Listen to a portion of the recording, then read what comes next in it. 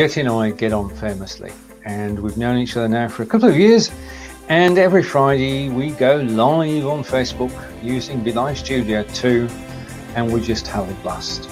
We're joined by guests from around the globe. We never know who's going to turn up, we never know what's going to happen, but we do know that there'll be conversation you can join in and get involved in. Thank you for watching this intro, and we'll see you in the show. And so we are in the show. So I'm going to stop sharing the screen and come to me and say welcome to the show.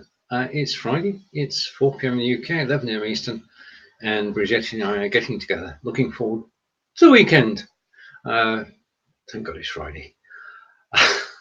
Is all I can say. It's been quite a week, quite a good week. But looking forward to a break over the weekend, doing some walking, and I hope to be joined by Bridgetti momentarily. If you are watching live, thank you. If you want to say hello, please do. I'll feature your comments on screen. We are on BeLive Studio2, and things are good to go. So, order of the day. First thing to say is welcome to the show. We do sincerely mean that, because the thing about live broadcasting is that it's all of us involved in every single show that we do, and I'm hoping that I'll be able to see your comments as you make them. So Corinda, hello, and I'm just waiting for Corinda's comment to come through. Yes, okay, I can't see Corinda's comment yet. I'm just going to double check, and no comment from Corinda yet. Okay. Fine. Okay. We can take it. Okay. So the title of the show is Bridgetti and Stephen in Discussion.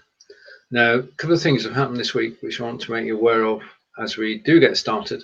And the first of those is that this week, at long last, the iOS application for BeLive Studio2 has been released, which means that you can join any BeLive Studio2 show as a guest using just your iPhone. And I can see a comment from Bob coming in. And good morning from Bob. Good morning. It's nice to see you. It's getting towards evening in the UK, these time zones, because you're 8 hours away. But thank you for joining us. And I can see that Bridgetti is arriving in the studio. I'm glad that comments are working. Thank you for confirming that. I'm waiting thumbs up for Bridgetti. Right, not just yet. So the iPhone iOS app is available, and you can use it to join any BeLive Studio2 broadcast now, as well as BeLive One if you're on BeLive One. It is. We've been waiting a long time, Bob. Been waiting quite a long time, and it now means that BeLive Studio2 has everything that it needs. Waiting for Bridgetti, who's cracking away at the moment.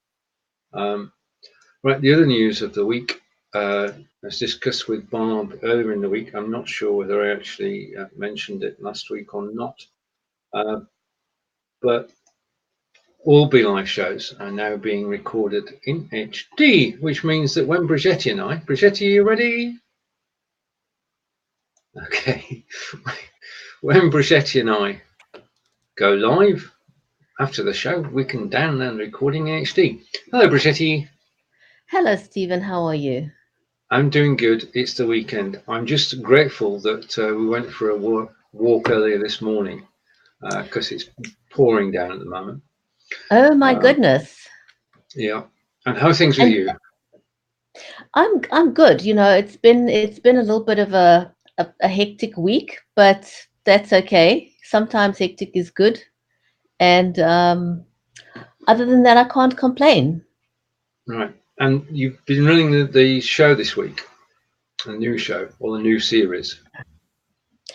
Yes, I have, and that has kept me incredibly busy, more than I had imagined. You know, when you've got guests that are, hi Bob, when you've got guests that are not tech savvy, it takes a lot of work to get them to the point to where they are online. First of all, they've got to get used to it's an emotive conversation. So you first have to get them to the point where they are prepared to appear on camera, and then you've got the issue of getting them to understand what it takes, what you need to have the conversation with them. So it's, generally speaking, on a usual show, um, I would send one email to a potential guest, and I'll send them the requirements, Right. and they will send it back. They will complete my broadcast release form, and we'll maybe have one or two emails after that, but literally just confirming the time or adjusting the time, and that's it. So Right. maximum about 3 email exchanges usually, and then we're all set and we're good to go. We do the test, and Bob's your uncle. We're Yeah. off to the races. But I found with this one, I can have anything between 10 and 15 exchanges per person. Oh, what's the sort of Um, common thread running through those? Common thread is through that is that English may not be their first language, so that's the first challenge. Um, Technology is not their best friend, and that's often why they got into trouble in the first place, because they're not tech savvy. So, hi, Corinda, thank you. So that's the other challenge. They're not tech savvy. English is not always their first language. Right. And these are traumatized people, traumatized women. So it takes a lot of conversations to actually get things happening. So it's, it'll be offline conversations, it'll be conversations via email, via WhatsApp, via Messenger. So by the time you actually get to speak to them online, you've had so many conversations with them to get them to that point. When you say that English is not the first language, the shows are in English. So how do you get around that? We've got a second. We've our one of well, we've got 12 official languages in South Africa. Right. Okay. So, so one of the other languages is Afrikaans, which is very similar to Dutch. Yes. And so most of the ladies I've spoken to so far, Afrikaans was their first language, so they can understand English. But it takes me a little while to try and explain to them. Now, if you're a tech savvy person, it's something that you may not even consider.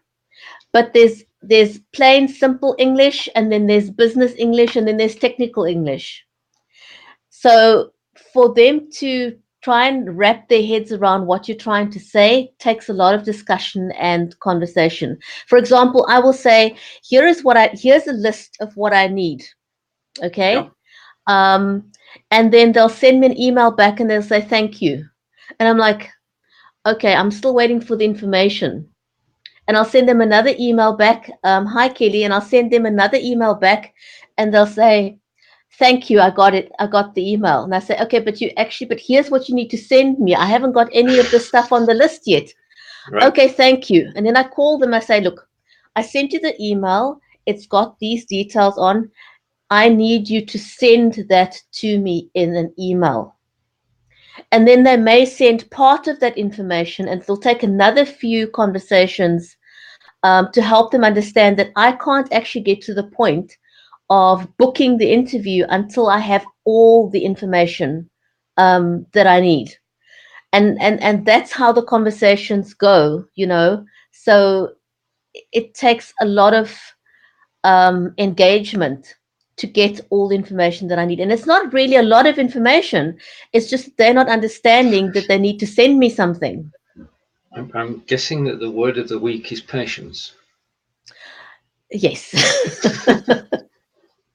Well, that's it. We do take for granted what we know.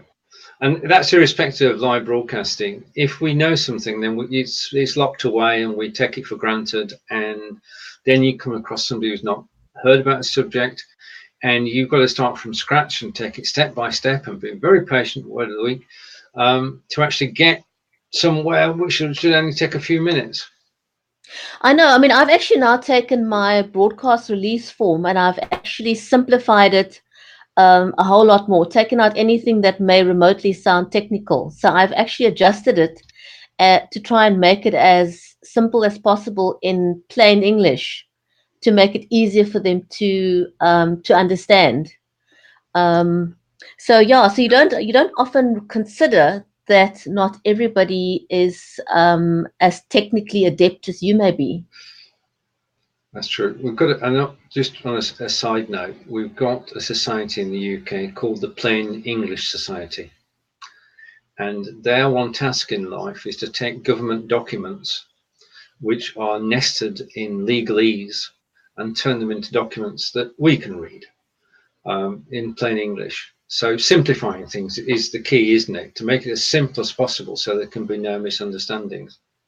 That's the thing, if it's business English or technical English, it's always open to misinterpretation, or it doesn't get understood properly, and so you've got to really try and figure out. And that it's quite a mindset change if you're used to speaking on a certain level English, to Mm-hmm. then try and find words that would describe it very, very simply.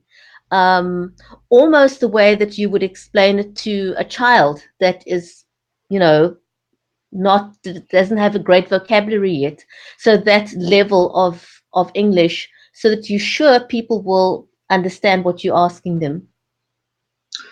But you triumphed in the end, and the show went ahead, and everything went well. Fingers crossed. Yes. Yes. Yes, it did. I'm actually got meeting with a team on Sunday who've Mm-hmm. had a number of meetings with Facebook directly. Okay. Wow. Um, and they told me that other than them, the only other people that have spoken to Facebook about this topic is the Pentagon. Right. So we're talking high level. We're talking high level. And the idea is to get Facebook to take responsibility for what people do on its platform. Can you Because expand on that? yes, so fraud and scams, and now somebody that we know, for example, Joel. I'm going to give you a Mm-hmm. typical example.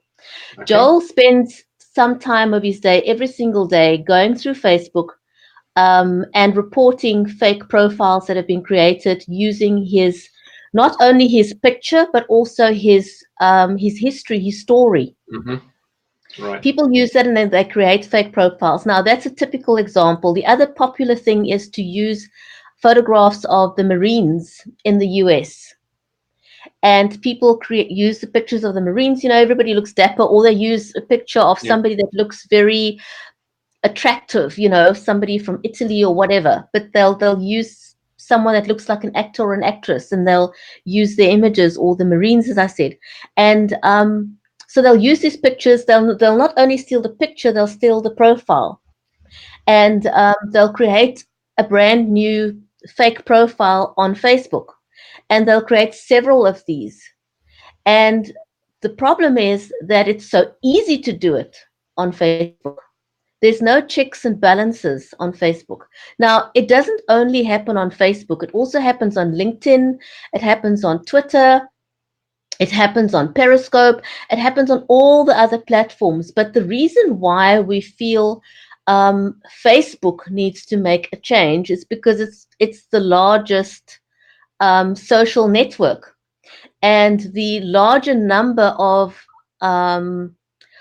fake profiles, um, or the larger number of fraud occurs on the Facebook platform.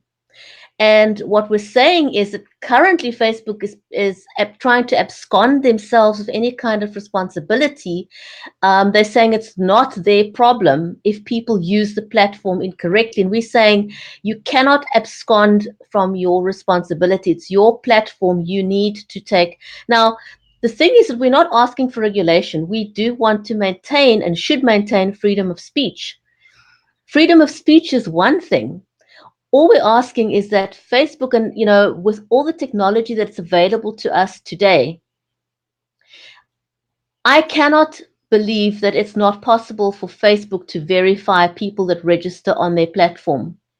And that's basically what we're pushing for, is the fact that Facebook verifies people who create accounts, because it's the only way we're going to get rid of these fraudulent transactions that are taking place on Facebook, the creation of fake profiles, because it's the creation of fake profiles that's enabling the fraud that is taking place. And we're not talking about small amounts here. We're talking about large amounts. And the reason why women get targeted, and they target these women very, very carefully. They will look for messages where women, talk about them having lost a husband, they've lost a boyfriend, they've lost a child, they've gone through some kind of a trauma, and they'll pounce on these women. They will pounce on the fact that they're going through a vulnerable period in their life. And the modus operandi seems to be very similar throughout. So they will create a profile, befriend these women, and they will carry on, they will work on this friendship for a period of 2 to 3 months until they have forged or created a trust relationship with the women. And in this process of creating that trust relationship, they do it so cleverly and masterfully that they alienate the women from their friends and families. They create distrust in these women so that they will confide in them. They will send them gifts. They will do all kinds of flattery. They will even take the relationship after a certain period of time. They will take the relationship off Facebook. They'll take it onto WhatsApp. They'll take it onto Facebook Messenger. They will call these women 3, 4, 5, 6 times a day. They will eventually find ways of tracking these women, and the woman will be on her way to school, and they will know about it, and they say, oh, you at the kids' school now, and the women will feel that, these guys are doing it because they really, really care about them. And what happens once they've established that relationship and they've alienated the woman from her circle that would obviously have warned her that she's now involved in a scam, at that point, they will now arrange a meeting of some kind. And just before the meeting takes place, there will be something that comes up. For example, they couldn't get their flight ticket. They have a surgery emergency. Their child suddenly got sick. And, because, already have this trust relationship, they will now ask for an amount of money. And the woman feels, I want to help this person because they care for me so much. And they'll send them the first batch of money. And soon after that, there'll be the second request. And after that, by the time you've sent money the second time, by this time, they've got so much information on you. They now already know how much money you've got in your bank account, very likely. And at this point, they will start blackmailing the women. And they will continue that blackmail until that woman has got no more money left.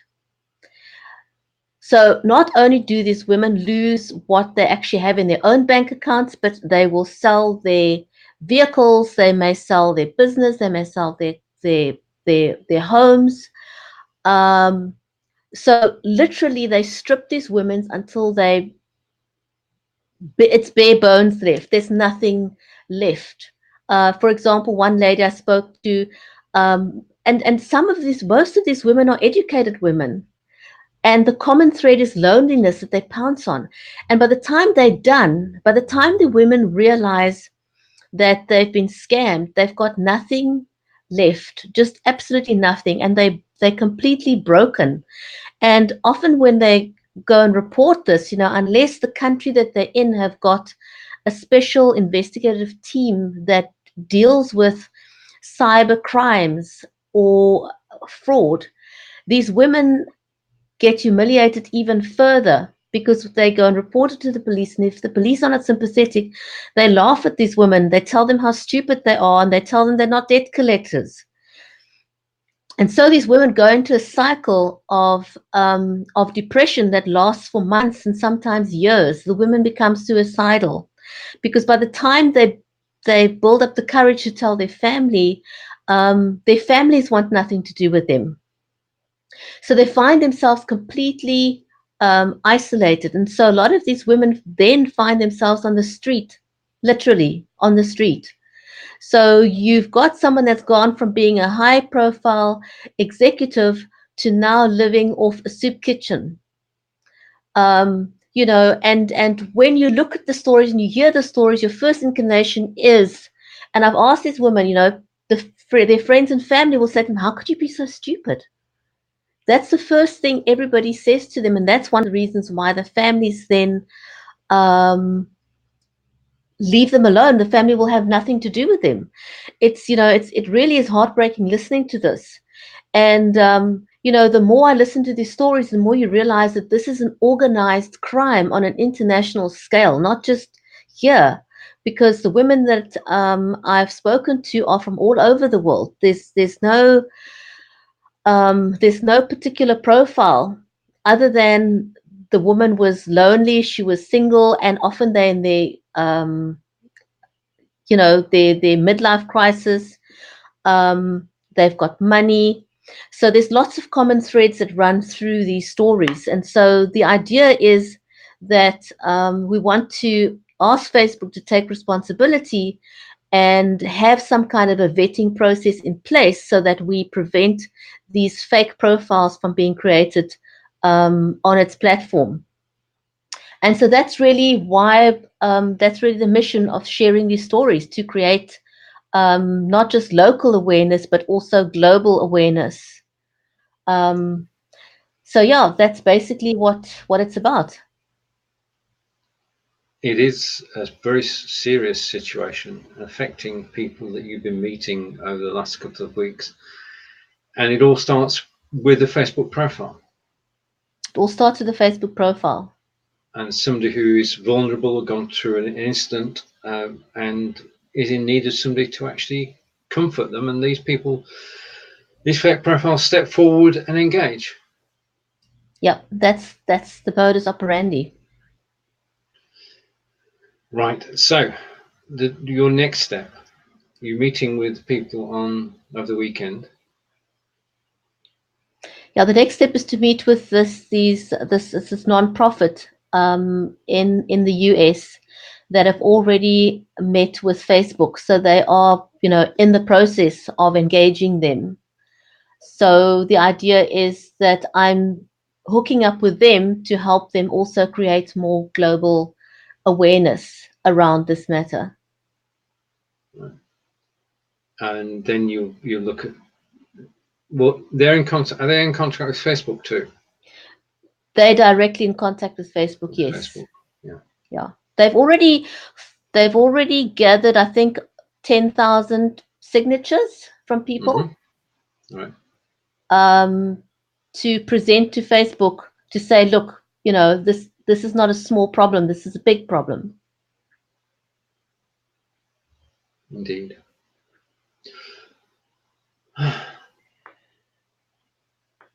Right, just take a breather. Yeah, I mean, it's a very important message to get across. And if you're in a situation where you are vulnerable,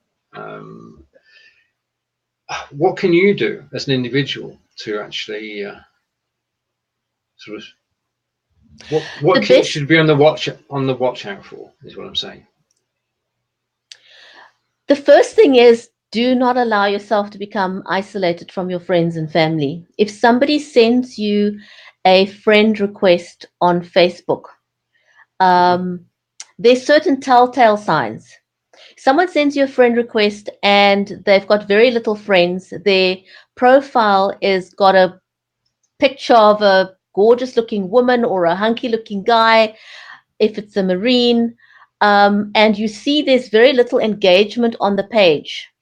You need to know immediately this is a fake profile. And if the person has got, sometimes they may have one friend in common with you. Contact that friend.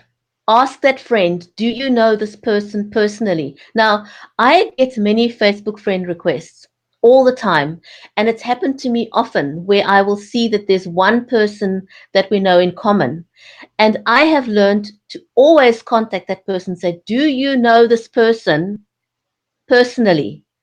And invariably, the same thing has happened to them. They saw that they had a friend in common and they accepted the friend request, but they didn't check. Right. So if in doubt, check. If you're unsure, send that profile picture. And a lot of people are not aware of this, but you can do an image search on Google. Yes. If you're not sure, go and do a reverse image search and find out if this picture is actually who they say they are. So the golden rule is don't friend people you don't know. Or, if they're not friends with people that there's got to be a personal way of checking whether the other person actually knows them. Yeah. And if you right click on the photograph, one of the options is to actually check with Google, and it brings up a separate page, and you can see whether the picture's been used before. I mean, quite a few times I've done that, and the picture appears to be on dozens of different sites with different names, and it's just taking extra precautions. I know we shouldn't have to do. We should be living in a world where people are genuine, but as you've explained earlier, that's not the case, and you do need to take extra precautions when making new contacts and talking with people. We've got that much information out on the internet about each of us. I mean, we could search my name or your name, and people will be able to find out where we are, who we are. So that's it. That's the other thing. How personal do you get on a social network? What details do you give away? If your profile's closed down to friends, that's probably a start rather than being public. But how much do you tell people about what we're showing now is 20% above the surface, there's 80% below. How much do we actually share? And the other thing that people can do is to enable two-factor authentication on their Facebook profiles to make sure that the profiles cannot easily be hacked, because that is what the other thing that they will do.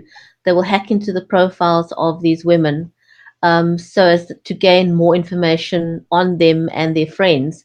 And then by Kelly, and then they will blackmail them with this information. They now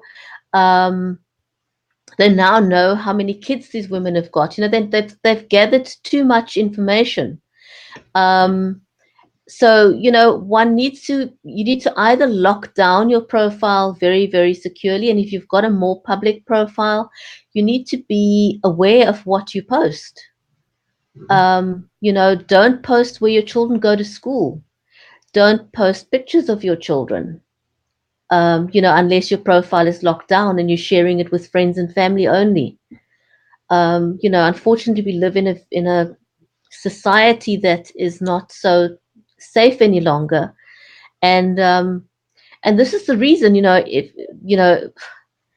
If Facebook had that verification in place, then that if you're connecting with somebody, they are a person that's traceable. It's a bona fide person. It's a real person. But right now, you've got no way of knowing whether it's a real person or a fake profile. You just don't know. Doug says he's sure what he. Yep, not sure what I am. Not sure what I'm watching. Okay, you're watching Bridgetti and Oh, Stephen in not sure what he's conversation. watching. I see. Yeah, we've got the text scrolls. So you've got to. You're watching Bridgetti and Stephen in conversation. Bridgetti is in Cape Town, South Africa. I'm in Wiltshire, in England. On Friday, 11 a.m. Eastern, we get together to talk about what's happening in our worlds and in the technical world as well on BeLive.tv, and to take your questions about anything. And Bob's come up with a comment, and okay, that's Peter Bob's comment. Stephen Bridgetti, live streaming friends. That's true. I'm in the UK. That's true. Bridgetti is in Africa. It's true. South Africa, in Cape Town. It's late for them now. They're live streaming Educast as well. Thank you, Bob. That's very succinct, very to the point, and accurate as well. Absolutely. Right, now, talking of educating and things, I put together a sort of poll this week saying, what would you like to know? Long-time friends, real-world friends. Okay. Now, Bridgetti and I have agreed that if we knock it on each other's doors, we'll be let in straight away. But one day it will happen. Right, just changing the tack slightly. One of the things that we do, as Bob hinted at, is education. And what I'm going to do, as we take a breather for a moment or two, is I'm just going to share a video, because when we asked a question in BeLivers, what we'd like to know about, people said they would like to know about green screens. Now, I'm not using a green screen today because I have to do a lot of other things as well, but Bridgetti is. And what we're going to share now is a short video, which I made earlier today, about green screens and how they work. So let's share the screen. I'll come back and bring the screen share up. Bridgetti and I will disappear momentarily. You'll still be able to hear either of us. But I'm just going to play the video while we take a breather for a second. This is all about, well, you'll see what it's all about when I play the video. I'm taking a look at XSplit VCam. Now you can see the software on the screen, and the first thing to notice is that top left is a menu where you can check for updates, which I'll do now, and it says I'm on the latest version. And the other thing you can do is actually use the quick start guide, which gives you all the information you need to actually use it and calibrate. Now calibrate is important. You must do that every time that you go live, and I'll explain why later at the end of this. Now, I've got the camera, virtual camera working, and as you can see, I've got to the right and to the left of me soft boxes. Now, the green screen and the soft boxes give you the perfect, or close to perfect image. Without the green screen and the lights, you're not going to get a perfect image. I'm going to tell you that now. But these are all inexpensive to do, and at the end of it, you get results which you can actually use in professional videos. So, this is the software. I'm going to calibrate before I go on to the next situation, and it's just so simple to use. I can select my camera from the cameras available. I can select the filter, and I'm on the original background now, so you can actually see how it looks before I do any of the magic. But my options are to replace the background with basically an image, or to remove the background altogether if I want to appear in front of something. And we'll look at that as well. Okay, so it's so simple to operate. All I've done is connect my camera and I'm good to go. So let's look at the next. This is BeLive Studio2, and I'm going to add my camera. So connect camera, and the camera that I want, I'm going to go to settings, is the XSplit VCam, and take that camera, and it comes up with the image, and I can bring that up on screen. And there we have it, we're side by side. And if I go there, I can actually go full screen. So I'm full screen now. I'm using XSplit VCam, and as you said, you've got the lights and we've got the background green screen. That's a portable green screen. everything you see comes from a place called Amazon. Now, this is where the magic begins, because that's what would be broadcast normally. But if I've got a green screen running, then I can quickly flip and replace the background, and there we have it. Okay, and it's as easy as that. I can go and I can change the background to one from my friend in Sarnia, Ontario, from Kellyshire, and background is changed. As simple as that. Now, make sure that when you're choosing a background that it works. Test it first. But it's so simple and straightforward to do. Calibrate before each show. If you need the lighting, use the lighting. If you need if you need the green screen, use a green screen. With the green screen and lighting, you can get close to perfection on the actual final picture that appears on BeLive. And just experiment. That's all I can say. And I'm going to be back in a second with the lights. Just a second. Now I've switched the lights on, I've recalibrated, and it's so simple and straightforward to do. If you have any questions, let me know. But this is XSplit VCam with lights and a green screen background. Thanks for watching. Take care. Join Bridgetti and Stephen every Friday, 11 AM Eastern, 4 PM in the UK, to learn more about the technical side of live broadcasting. We look forward to seeing you there. Thank you for watching this short video. If you have any questions, contact either of us. Bye. And we're back. Right, I shared that to Angelica earlier, and she said, "Okay, but what's that bit at the end?" I said, "Well, that's the advertisement." I mean, so long story short, I've now got two versions of that. One has got the advertisement for our show on it, and one doesn't. So everybody's happy now. Everybody's happy. Right, let's get with the comments. And comments have been made whilst we were actually taking a break. And right, okay, so that's where we left the comments. And Mr. Upton is with us. And Bridgetti is doing a good impression of Captain Scarlet. Oh, John, British humour again. And Bob is saying, absolutely, Stephen, Facebook can bring real world friends together too. And comment from Doug.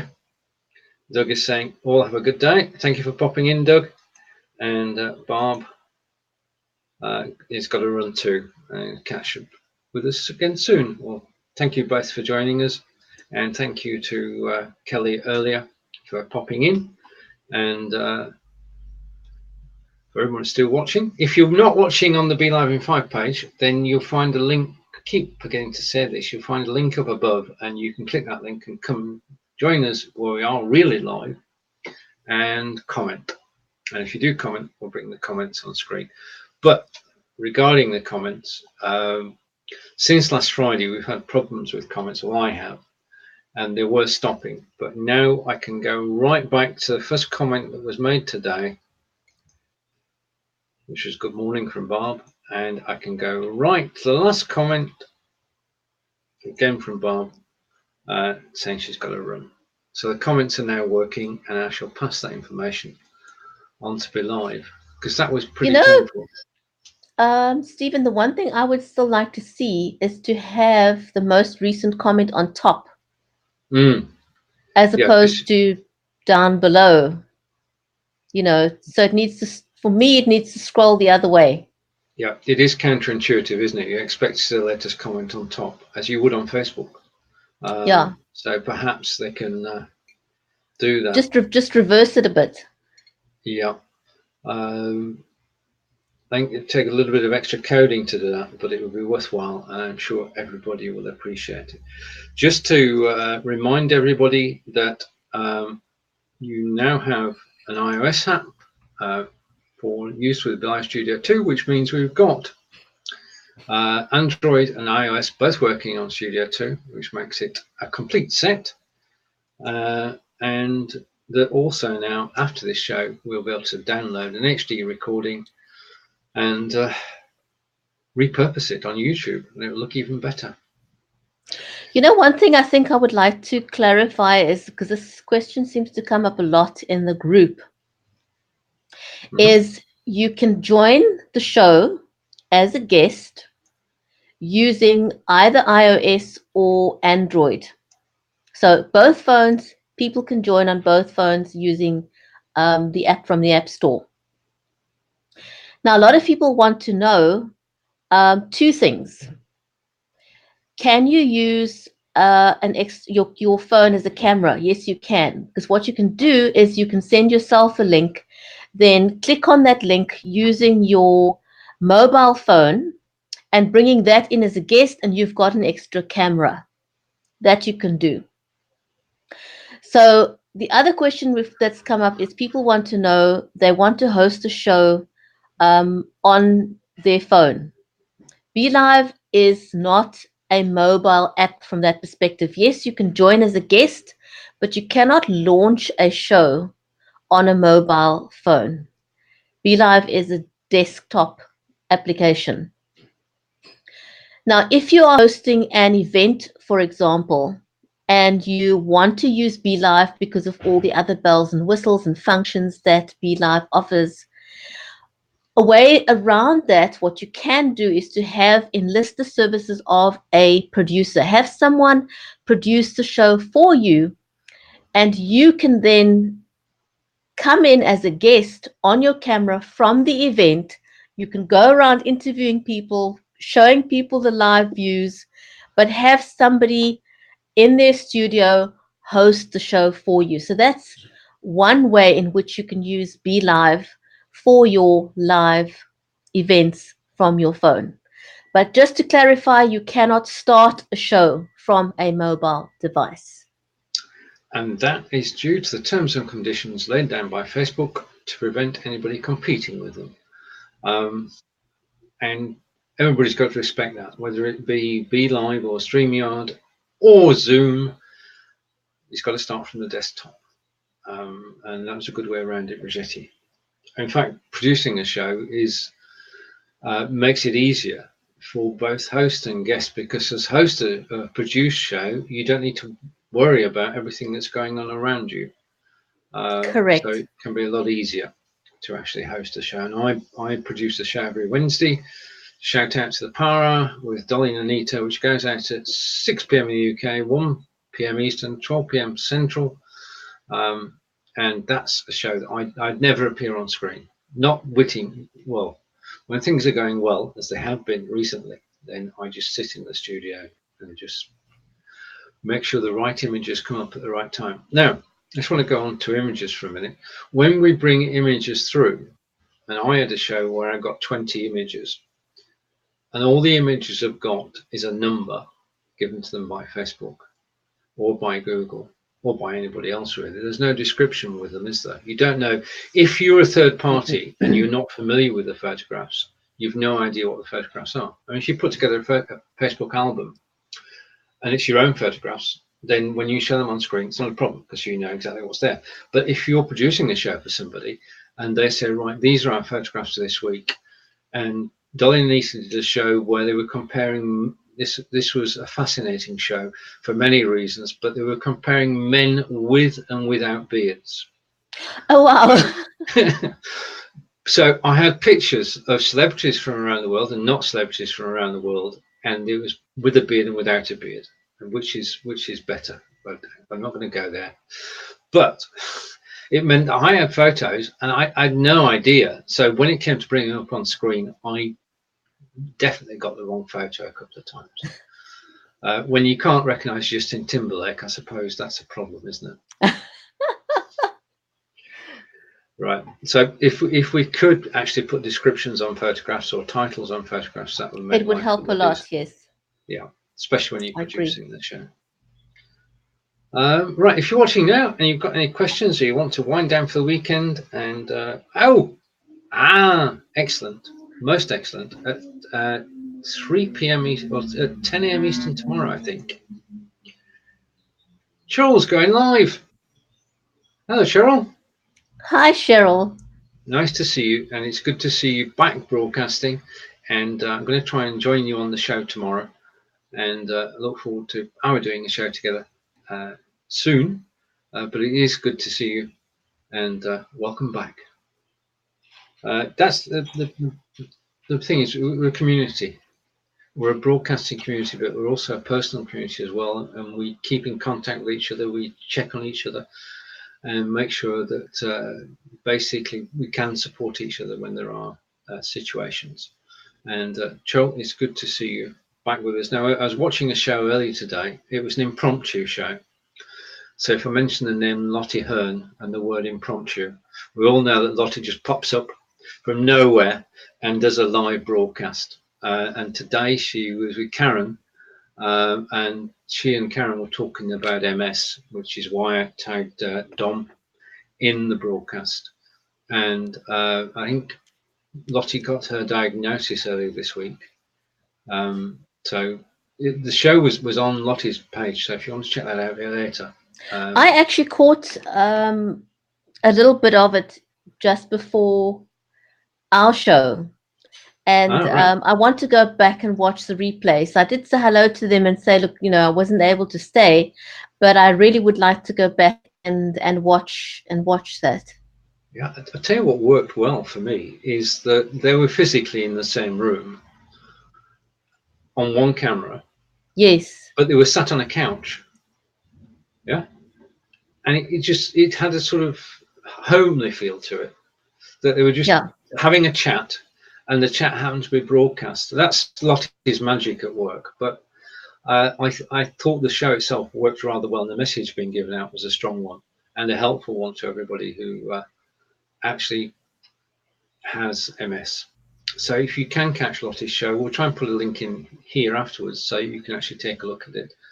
And it's one of the great things about live broadcasting is that we can broadcast about people, about problems, about helping each other. And that was an exemplar of that type of show. But Lottie gets everywhere. She really does. She does, and she's got a very unique on-camera personality, and she's one of those people that is not afraid to go on camera without her camera face on, as she always describes it. Yeah. She'll say, "I'm not camera ready. This is me. This is how I am." Take it or leave it. This is me. Exactly. And who does that a lot? Molly does that too. Well, Molly actually puts her makeup on while she's on camera. Yes. Yeah. Just being completely transparent and authentic. And that is, I think that's why we warm up to them so quickly. There's a complete sense of transparency. What you see is what you get. They don't hop onto camera and have another persona. They don't have a on-camera persona. They are who they are. They are who they say they are. They're authentic. And that's one of the things that one learns with time, is because when you first start online, you have this almost high-pitched tone because you're not breathing normally. It's like you're almost like holding your breath, and that's why I always say to people, just breathe. You can speak normally, just breathe normally. Take a deep breath if you must. Have a glass of water if you must. But learn to speak the way you speak in everyday life, because if you were to meet somebody off camera, I would hate to have to meet you and you go, "Oh my golly, you're so different." Well, yeah, be who you are. Totally. Speaking of which, I mean, going back to Lottie for a moment, Lottie was on children's television in Hong Kong, and you can still see a bit of that, of being a host of a children's show there's a bit of that still comes across, the sort of It does. mechanisms that are actually used. If you know that about her, you can see it. Indeed, indeed. And the other thing is that she is camera confidence. We think of Molly Mahoney, but Lottie Hearn is also excellent at camera confidence. And I will long remember a session that she did at the end of one of our 5 days live, where she actually coached somebody for 30 minutes. And the person who was being coached looked totally different at the end than they did at the beginning. And they were carrying that forward. Right. Okay. So I think, well, we don't normally have an agenda, but I had a short agenda today. I think we've managed to go through most of it. So from the broadcasting point of view, things are pretty good. I mean, if we go back sort of 2 months, you and I were saying, will this system ever be stable? We've forgotten all about that now, because we've got a high definition live video, and we can switch it. We used to say you can switch BeLive on and it works, and then we had a little wobble when we came into BeLive Studio2, and now we've picked up again, and we can go live with confidence. Just a shout out now. There was a lady in BeLivers who posted last night. We both saw it today, I think. And she's on a Mac, and she's got she does have problems. So what I've asked her to do is to contact me, and I'll bring her into the studio and see if the problem still persists, because she's doing shows. She's done over 100 shows on BeLive with varying levels of quality from video on Mac. Is there any software that she can actually use which would sort of help her control the camera on the Mac? Yes, the strange thing is that the camera settings that I use now, for some reason, is no longer available either in the App Store or on the Logitech website. You know, they've got upgraded software, but it doesn't work as well for me as the app that I have that is now no longer available. So anyone wants a copy of that app, it's too big for me to send it in Messenger, because I tried sending it to her earlier. It didn't work. Right. But if people send me a private message on Messenger and with their email address, I will gladly send them the file to install that app, because that just seems to work for me. Excellent. Okay, well, I can now tell her that, and I think it is strange that the apps, you can use your camera with Zoom or with anything of that ilk, and it just works, and then you come to one particular app, and it could be any of the above. It could be BeLive or StreamYard or Zoom, and your camera works in one but not in another, and you're still on a Chrome browser. Nothing's changed. It's a very strange situation. I must tell you something funny. Well, not so funny. I've in order for me to use my virtual camera now, I went and installed an older version of Chrome, because they did with the last update of Chrome on the Mac system, you can no longer pick up any virtual camera. It's not just Ecamm, any of the other virtual cameras, it won't see any of them. And so I've posted it, you know, it's a known issue, and I posted this on one of the Google chat groups, you know, or the support groups. And so someone's come back and said, it's not a Chrome issue, it's that Apple needs to upgrade some of the other vulnerability. Right. And, you know, my first question with that is if you're going to do some kind of upgrade, why not work with the people that you work with and coordinate with them? Yep. You know, how difficult is that? Let everyone know you're doing this update and it's going to affect the way the software is working and that they need to tweak it or something. But don't just throw caution to the wind, release an update and say nothing. Talk to each other. That's a start. If That's a Chrome spoke start. to Windows and to Apple and to the Unix guys, when they've done an update and said, okay, this is what's changed, this is what you need to tweak, life will be a lot smoother and easier for all consumers. I mean, the bane of my life, I did the show on Wednesday, is is Microsoft updates.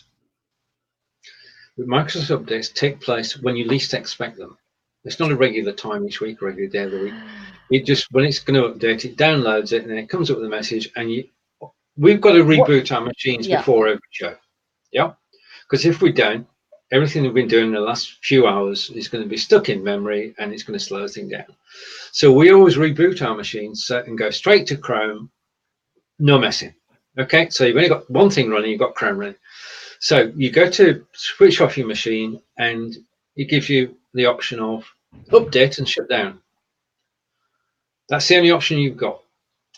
So you've got to do the update, and it's 5:10, and you're going live at 6 o'clock, and no option. You're actually in shutdown mode. You can't do a darn thing about it. So you press the update and shut down button. Okay, and it starts updating, and then it gets to a 12%, and it reboots, and then it carries on updating. And it got to, this is a true story, it got to 5:49, 11 minutes before the show, and it said, cannot update.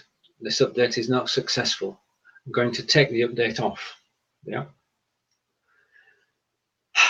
Bricking it is a good phrase. 11 minutes to go.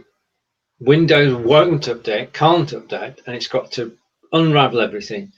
And it made it with 2 minutes to spare. We actually went live at 6 o'clock, but it was sort of one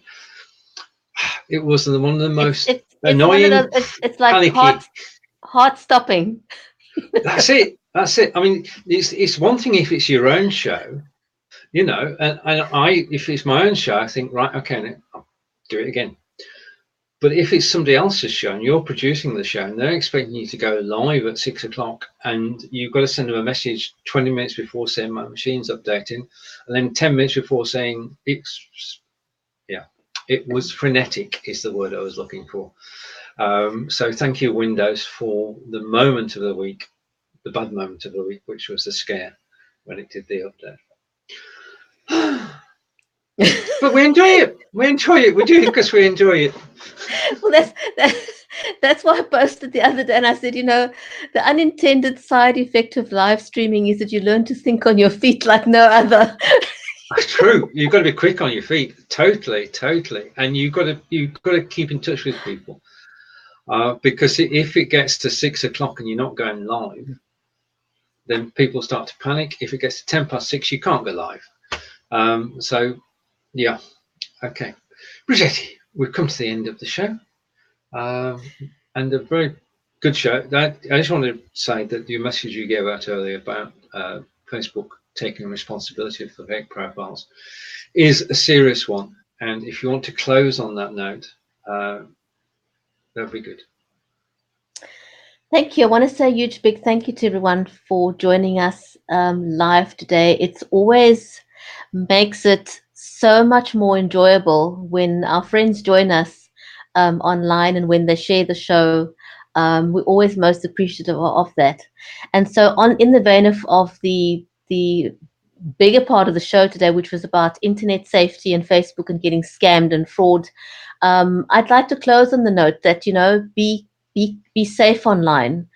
Secure your profile. Make sure you've got two-factor authentication on your profiles. Do not accept friend requests from people you do not personally know, or from a friend that doesn't personally know that person. Be safe. I love social media. Stephen loves social media. We love social media, and that's why we social, and that's why we broadcast. But do so safely. Stay safe. Lock down your profile. And don't befriend people you do not know. On that note, from me, Bridgetti in Cape Town, South Africa, have a fantastic weekend, and we'll see you back next week, same time, same place. Bye from Wiltshire. Thank you, John.